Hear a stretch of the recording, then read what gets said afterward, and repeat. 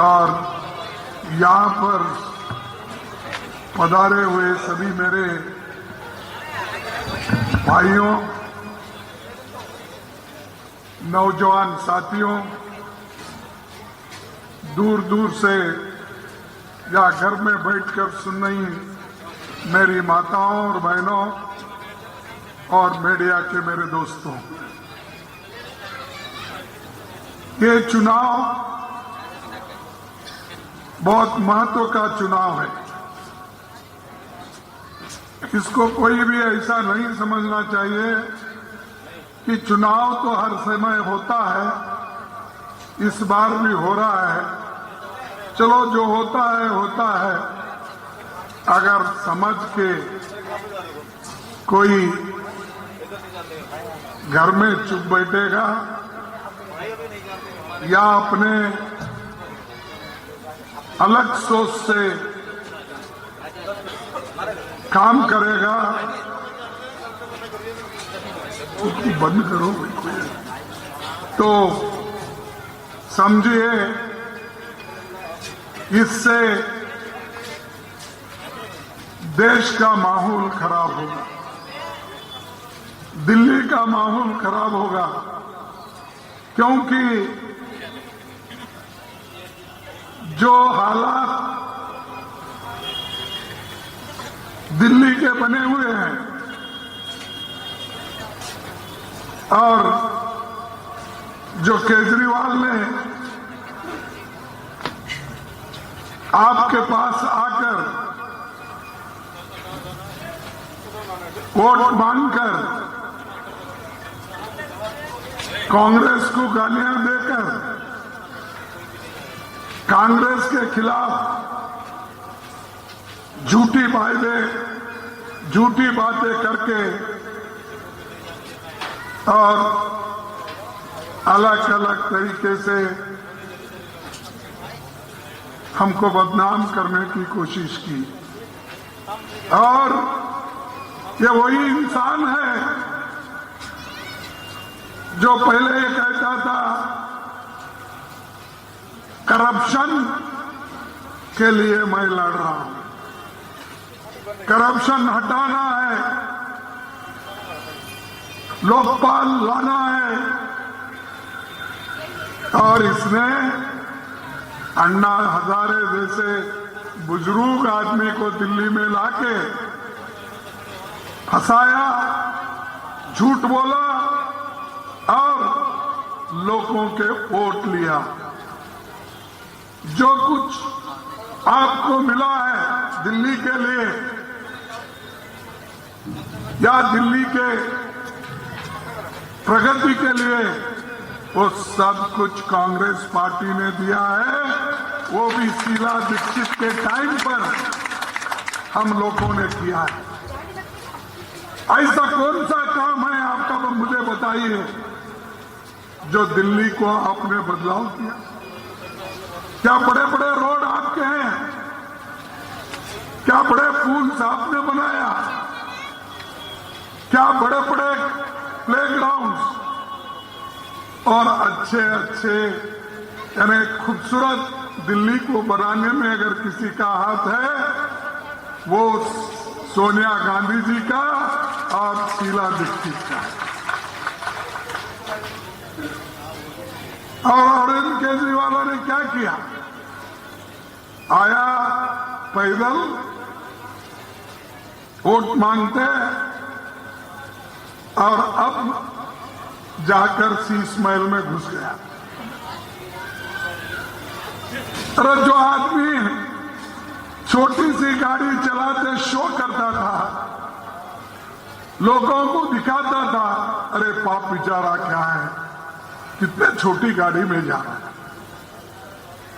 अब छोटी गाड़ी छोड़ के 10-10 गाड़ियां, 20-20 गाड़ियां उसके साथ आते हैं। ये उसकी सिंप्लिसिटी है। और एक बैठा उसका बाबा यहां पर दिल्ली में, वो भी ऐसा ही बोलता था, मैं तो बैकवर्ड का आदमी हूं, मैं चाय वाला हूं, मैं फलाना हूं, मेरी माँ बर्तन मांज के मुझे पढ़ाई। अरे कितने झूठ बोलते हो। अपने इस हुकूमत को हासिल करने के लिए तुम माँ बाप पे भी झूठ बोलते हो। झूठ बोल बोलकर ये अरविंद केजरीवाल एक तरफ और उसका बाबा यहां जो बैठा दिल्ली में मोदी, उन्होंने एक तरफ। ये दोनों झूठों के सरदार हैं। ये दोनों देश को डुबाएंगे। क्या मैं पूछता हूं, इनकी पार्टी तो पैदा नहीं हुई थी, केजरीवाल की वो बात और है, और उन्हें भी पैदा हुआ था कि नहीं मुझे मालूम नहीं। अभी मोदी जी भी देश के आजादी में हिस्से लेने के लायक नहीं थे क्योंकि उनकी उम्र कम थी। सब कुछ इस देश के आजादी दिलाने में और आजादी दिलाने के बाद देश को बनाने में पंडित जवाहरलाल नेहरू जी का हाथ था। और पंडित जवाहरलाल नेहरू जी ने IT, BT, polytechnics, industries, railway, airport, ये सब हमने बनाया। आप कहां थे उस वक्त? लेकिन मोदी जी को पूछो अब, या भागवत उनके आरएसएस के पूछो, वो बोलेंगे आजादी कब मिली, तो वो बोलेंगे 15 अगस्त 1947 में मिली, नहीं बोलेंगे। वो बोलेंगे आजादी मिली 2014 में, मोदी बोलेंगे। और भागवत बोलेंगे हमें आजादी मिली 2024 में जब राम मंदिर बना। अरे थोड़ी तो शर्म आना चाहिए। इस देश के लिए जो लोग कुर्बान किए, अपना जान दिए, सब कुछ खोए, पढ़ाई लिखाई छोड़ दिए, छोड़कर महात्मा गांधी, पंडित जवाहरलाल नेहरू, अब्दुल कलाम आजाद, ऐसे लोग इस मुल्क को बनाए हैं। और बाबा साहब अंबेडकर जैसे नेता जो दलित कम्युनिटी के, उन्होंने देश के लिए एक संविधान दिया और उसी संविधान से हमारा देश चल रहा है। उसी से लोग आप आजादी मांगते हो, उसी के वजह से आप बोलते हो मेरे को बोलने की आजादी है, मेरे को हर जगह जाना की आजादी है, मुझे लिखने की आजादी है। ये क्यों बोलते हैं कि दस्तूर, हिंदुस्तान के दस्तूर में ये लिखा हुआ है सब लोगों को लिखने की आजादी है, पढ़ने की आजादी है, बोलने की आजादी है या नहीं है? अरे तुम हाथ तो उठाओ, है ना? ये किसने दिया? डॉक्टर अंबेडकर ने दिया, जवाहरलाल नेहरू जी ने दिया। अगर वो दस्तूर नहीं होता, वो संविधान नहीं होता, आप लोग कोई वोट देने का अधिकार भी नहीं होता। अगर यही मोदी जी की सरकार अगर उस वक्त जनसंघ था, अगर हुकूमत में आती तो देश को हमेशा हमेशा के लिए फिर से गुलामी में रखते थे। तो इसलिए भाइयों, मैं आपसे कह रहा हूं, आप अगर गुलामी से छुट्टी चाहते हैं तो कांग्रेस पार्टी को कांग्रेस एक ऐसी पार्टी है ये सबको लेके चलती है। यहां जैसा कि हमारे जो यहां के एक्स एमएलए, हाँ हाँ, हसन अहमद साहब 10 साल काम किए, उसके बाद में किसी गली में कम से कम जहां खड्डे हैं वहां भर्ती करने का काम तो केजरीवाल किया, पानी दिया, फिर क्यों वोट देते भाई? उसको इस बार बोलो भाई आपकी झाड़ू है, वो झाड़ू लगा के आपको भेज देंगे। इस बार हम कांग्रेस को देने वाले हैं। क्यों? ये देश के हित में है। कौन चीफ मिनिस्टर बनेगा ये इंपॉर्टेंट नहीं है, लेकिन देश कौन बचाएगा, लोगों को कौन हिफाजत करेगा, लोगों की कौन भलाई करेगा, वो इंपॉर्टेंट है। और ये हम लोग कर सकते हैं। मैं वादा करता हूं, हमारे लोग हमेशा देश के लिए, लोगों के हिफाजत के लिए काम करते हुए आए और आइंदा भी करेंगे। जब यहां बहुत बड़ा हादसा हुआ दिल्ली में 2-3 जगह, क्या केजरीवाल आए थे? अरे वो तो बोल रहा मैं बहुत आया, लोगों के साथ रह, नहीं तो आप झूठ बोल रहे, नहीं तो वो झूठ बोल रहे। झूठ। अच्छा, लेकिन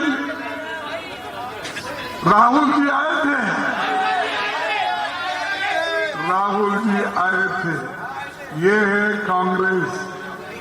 और बीजेपी के कोई आए थे, तो ये इसीलिए तुम्हारे दुख में, तुम्हारे दर्द में अगर कोई तुमने हिस्सा लेना नहीं चाहता, उसको तुम दूर रखो।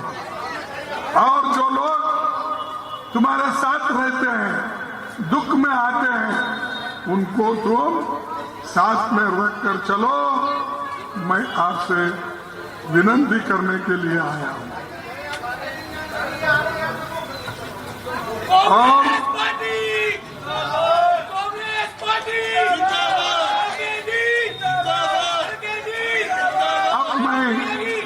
अब बीजेपी भी बड़ी कोशिश इतनी कोशिश करती है, पूरा सारा पैसा भी लगा रही और झूठ के ऊपर झूठ बोलती है।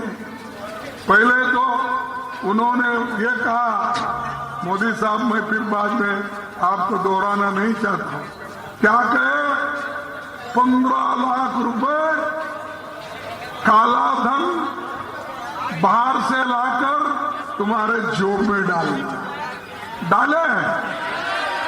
अरे वो तो प्राइम मिनिस्टर झूठ बोलता है, झूठ बोलता है।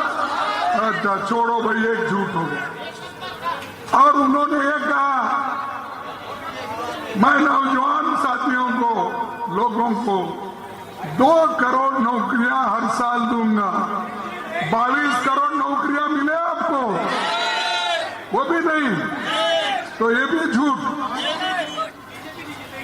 और उन्होंने कहा कि छोटे मोटे व्यापारियों को मैं कर्ज माफ करूंगा और उनको मैं कर्ज दिलाऊंगा, बैंकों को कहूंगा। ये बोले, किसको मिला भाई? मिला। और बोला किसानों को, यहाँ किसान तो कम है, लेकिन आपके आजू बाजू तो किसान लोगों को क्या बोला उन्होंने? किसानों को बोला, भाइयों, किसान भाइयों, तुम्हारे आमदनी को डबल करूंगा। तो वो उधर मर रहे वहां, इनको चिंता नहीं है। तो मैं ये कहना चाहता हूं, इसीलिए मैं बार बार कहता हूं, मोदी साहब ये झूठों के सरदार है। और उनका बाप निकला कौन? केजरीवाल। तो इन्होंने तो झूठ के ऊपर झूठ। और पानी, कोई बोला कि मैं सुना टीवी में कि हमारे केजरीवाल साहब बोल रहे थे कि जो पानी हरियाणा से आती है, उसमें जहर मिलाया गया है और वो होना बोल के किए हैं, बोल के वो बोलते हैं। ये सब झूठ है बोल के मोदी के लोग बोलते हैं। दोनों झूठ बोल रहे हैं और ये दोनों एक सिक्के के दो पहलू हैं। इधर घुमाओ मोदी, इधर घुमाओ केजरीवाल। तो इसीलिए भाइयों, इन झूठों को आप दूर रखिए। देश के हित में एक बार चांस दो। आपने तो 15 साल उनको चांस दिया, हमारे कैंडिडेट को एक बार दो।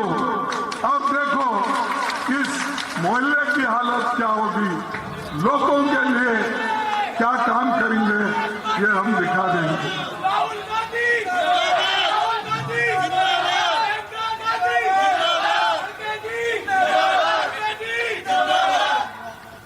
देखो, और ये लोग पावर के लिए लड़ते हैं, अधिकार के लिए लड़ते हैं, कुर्सी के लिए लड़ते हैं। लेकिन हमारी एक नेता है सोनिया गांधी जी, जिनको 2 बार प्राइम मिनिस्टर बनने का मौका आया तो भी उन्होंने उसको ठोकर मारकर मनमोहन सिंह जैसे आदमी को और एक इकोनॉमिस्ट को उन्होंने बनाया। आप बना सकते किसी को? वो केजरीवाल तो कुर्सी भी नहीं छोड़ रहा। कल के दिन किसी मजबूत आदमी को अगर बिठाऊंगा तो मुश्किल है वो कुर्सी छोड़ेगी या छोड़ेगा या नहीं। तो इसीलिए उन्होंने एक महिला को बिठा दिया और वो कह दिया ये टेम्पररी है। बोला नहीं, ये बोल रहे नहीं, तुम्हारे तकरीर में बोल रहे। तो ये टेम्पररी, अरे एक चीफ मिनिस्टर है, वो कुर्सी पे बैठी है और उसके सामने बोल रहा है कि केजरीवाल ये टेम्पररी है। तो ऐसी ये शर्मनाक बात है। और ऐसे जहनीत के लोगों को अगर आप प्रोत्साहन दिए तो समझो आपकी खैर नहीं। अगर देश को बचाना चाहते हो, संविधान को बचाना चाहते हो, जमहूरियत को बचाना चाहते हो, तो आप कांग्रेस को बचाओ, कांग्रेस को वोट दो, हमारे कैंडिडेट को लाइन। और एक बात मैं कहने जा रहा हूं, झुग्गी झोपड़ियों का। झुग्गी झोपड़ियां तो बहुत है, इसलिए कि ये फैला हुआ है और ये फैला हुआ रहने की वजह से हर कोने से यहां पर दिल्ली को लोग आते हैं। ये ना बंबई है, ना कलकत्ता है, ना चेन्नई है, क्योंकि उसको तो समुंदर लगा है। लोग एक या 2 तरफ से ही आते हैं, यहां तो 4 तरफ से आते हैं, क्योंकि ये खुला है दिल्ली, और इतना खुला है कि हर जात के, हर धर्म के, हर लोग इस जगह आते हैं। यहां किसी को पाबंदी नहीं है, हर मजहब के लोग यहां आ सकते हैं। लेकिन मोदी इसको भी रुकावट डालते हैं, कुछ ना कुछ बोलते हैं, लोगों को भटकाते हैं। उन्होंने तो एक बार कहा था कि जब वो चीफ मिनिस्टर थे, कहा गुजरात के,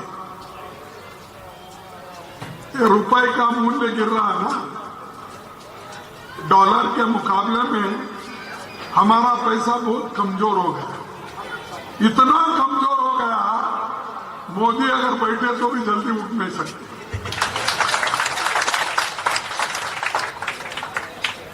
और यही मोदी जी बोले चीफ मिनिस्टर होके, हमारे जमाने में जब 60 रुपए था, उस वक्त उन्होंने कहा यूपीए गवर्नमेंट में मनमोहन सिंह के जमाने में रुपए की कीमत गिर रही है, आईसीयू में है, इतनी पतली हो गई है, कब फटता मालूम नहीं। ये उन्होंने, अरे बाबा हमारे जमाने में तो 60 था, तेरे जमाने में अब 86 रुपीज 80 पैसे हो गया, तुम कितने पतले हो गए हो, तुम तो दम तोड़ रहे हो, तुम वेंटिलेटर पे हो और हमको कहते हो। अरे क्रिटिसाइज करने का तुम्हारे पास कोई हिम्मत नहीं है। जो देश को बनाया हमने, झेला हमने, जेल गया हमने, मार खाया हमने और आजादी दिलाई हमने और तिरंगा झंडा चढ़ाया हमने। इसीलिए भाइयों, मैं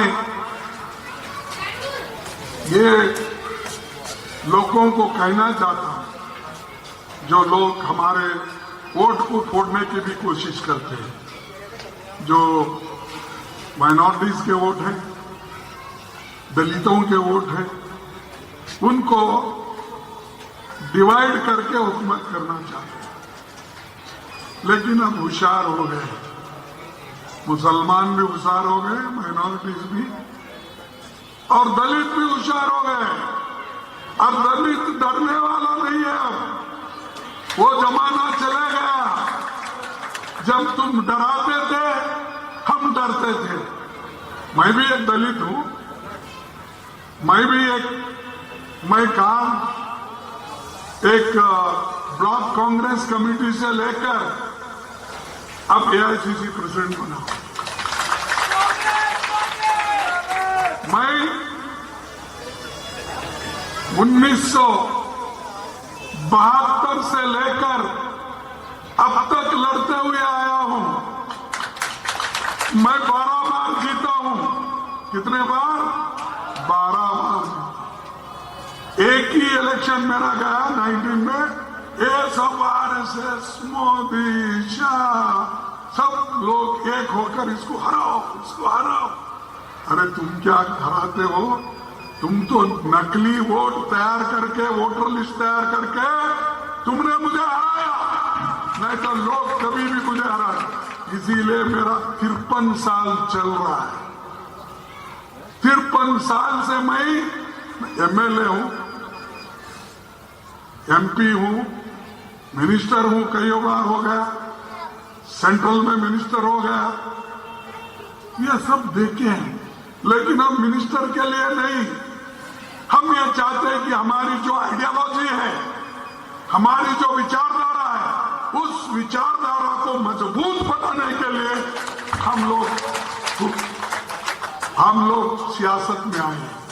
सियासत में कुर्सी के लिए नहीं है, या जो आज लड़ रहे कुर्सी के लिए, वो नहीं है। हम जैसा कि सोनिया गांधी कुर्सी को लात मारकर उन्होंने देश के लिए एक इकोनॉमिस्ट जो मनमोहन सिंह जी थे उनको लाए और देश को सुधार उन्होंने किया।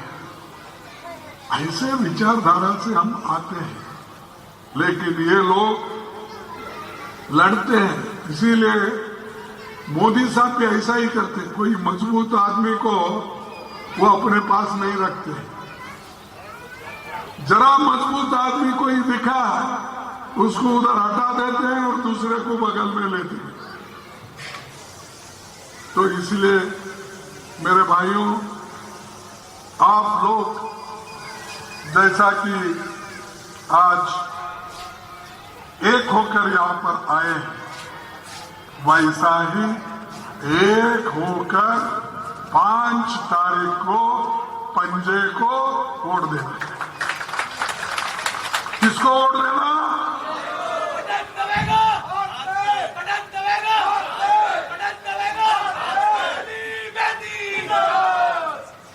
और एक मैं कहूंगा कि आप तो हाथ मजबूत करेंगे, क्योंकि अगर हाथ नहीं तो कुछ भी नहीं।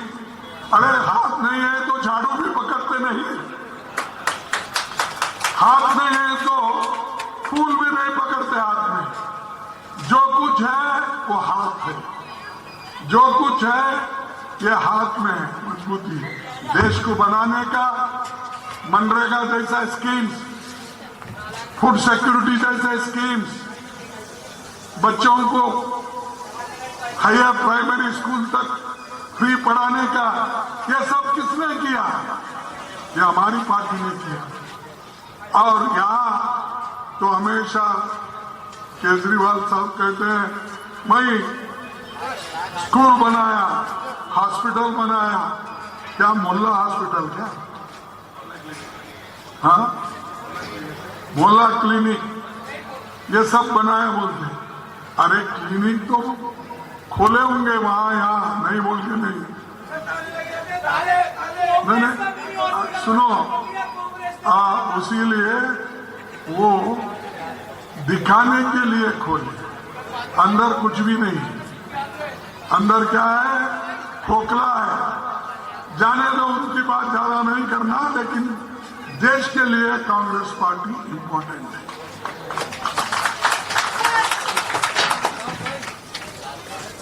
आज 2/3 मेजॉरिटी मोदी जी को नहीं मिली।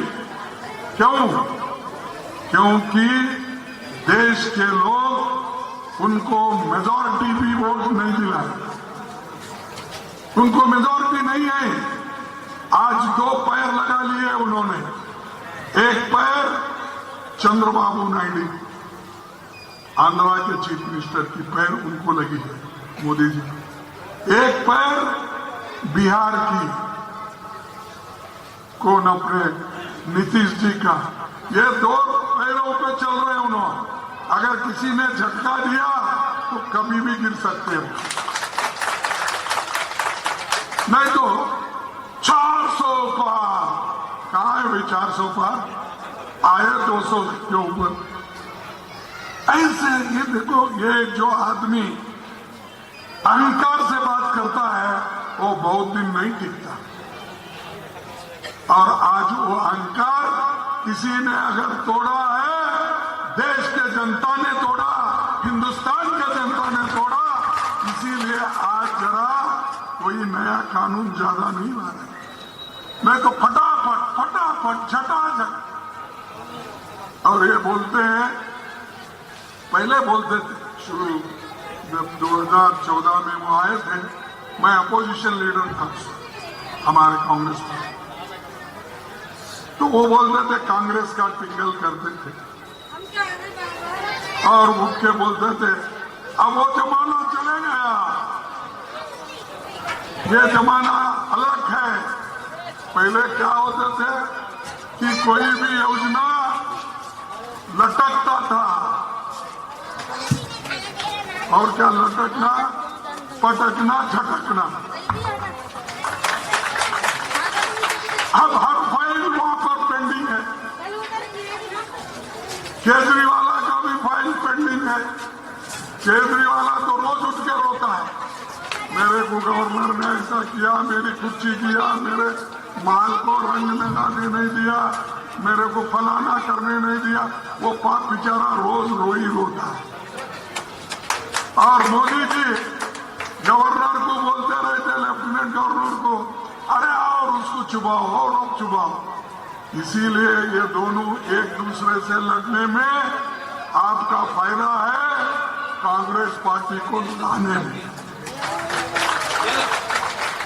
और हम आपका जो भी काम है सर पे उठा लेके करेंगे। और दूसरी चीज, आपको चुन के आने के बाद आपके पिताजी ने जैसा काम किया था वैसा करना, नहीं तो नेक्स्ट आपकी भी अकाल पट्टी हो जाएगी। इसको याद रखना चाहिए। और खास करके हमारे जो लोग हैं, ये मुस्तफाबाद हल्के के, आप लोग इस कॉन्स्टिट्यूंसी को बचा के रखो। ये हमेशा कांग्रेस की कांक्षी रही है। और मैं समझता हूं यहां के माइनॉरिटीज, दलित, बैकवर्ड्स एक होकर अगर काम करेंगे कोई नहीं हरा सकता, कोई नहीं हरा सकता। अगर हारेंगे तो तुम्हारे गलती से हारेंगे, लोग नहीं हारेंगे। आपको लोग नहीं हारना देते, लेकिन अगर कोई गलती हो गई तो हमसे हो गई, तो उसको दुरुस्त आप कर सकते हैं, ठीक कर सकते हैं। तो इसीलिए मैं ज्यादा बात आपके सामने न कहते हुए मैं इतना ही कहूंगा कि साथियों, ये दिल्ली बहुत बड़ा एक चुनाव है। अगर पहले मैं एक बार देखा था, हम सब अपोजिशन में थे और मैं चौथा बार कुछ एमएलए बना था, चौथा पांचवी बार। तब हमारी सब जगह हारे तो दिल्ली हमारे को मिली थी, दिल्ली जीते थे हम। उस जीतने के बाद 2004 में फिर हमारी गवर्नमेंट यहाँ आई सेंटर में, तो हमको जीत दिलाने वाले लोग कौन है? तो दिल्ली के लोग हैं। और हमारे वायदे हैं 5 वायदे हम करके दिखाएंगे, क्योंकि हमने कर्नाटक में किया है, आंध्रा में भी किया है, हिमाचल में जो किया है वहां पर भी हम 7-8 स्कीम्स किए हैं, 2-4 अभी करना बाकी है। ये सब गरीबों के लिए हमने किया है। तो यहां हमारी योजना रहेगी, प्यारी दीदी योजना, 2500 रुपए महीना। कितना? 2500। फ्री बिजली योजना 300 यूनिट तक। तीसरी योजना युवा उड़ान योजना, और वो स्टाइपेंड देकर हमारे नौजवानों को 8,500 रुपए पहली नौकरी पक्की। महंगाई मुक्त योजना, 500 रुपए में गैस सिलेंडर और मुफ्त रहे। जीवन रक्षा योजना, 25 लाख रुपए का फ्री इलाज। हम जो राजस्थान में किए थे वही मॉडल पे हम एक करने जा रहे हैं। ये झूठ नहीं, ये सब सच है। अगर मैं झूठ बोलते फिरता तो मैं 53 साल से चुन के नहीं लाता आता था। जो आया सच बोलते हुए, और सच हमेशा सच ही होता है, झूठ झूठी होता है। तो इसलिए आप लोग एक होकर, एक बात कहता हूं, मजबूत रहो। और दूसरे लोग कितना भी डराने की कोशिश किए तो आप डरो मत। और उसी तरह हम किसको डराने वाले भी नहीं है, लेकिन कोई डराता है, मुश्किल वहां आ जाती है। अपने आप को बचाने के लिए हम भी डराना पड़ता है। तो इसका मतलब यह नहीं भाई तुम जाके किसी को मारो, नहीं बोल रहा हूं। अगर कोई मुझे हिफाजत नहीं करता तो वो सरकार की जिम्मेदारी। अगर लॉ एंड ऑर्डर बिगड़ गई तो उनका एक जिम्मेदारी होती है। तो इसीलिए मैं अपने भाइयों से यही करूंगा, सब मिलके रहो, सब एक होके रहो, और एक में ही ताकत है। इसीलिए मैं एक छोटा सा शायरी पढ़ता हूं।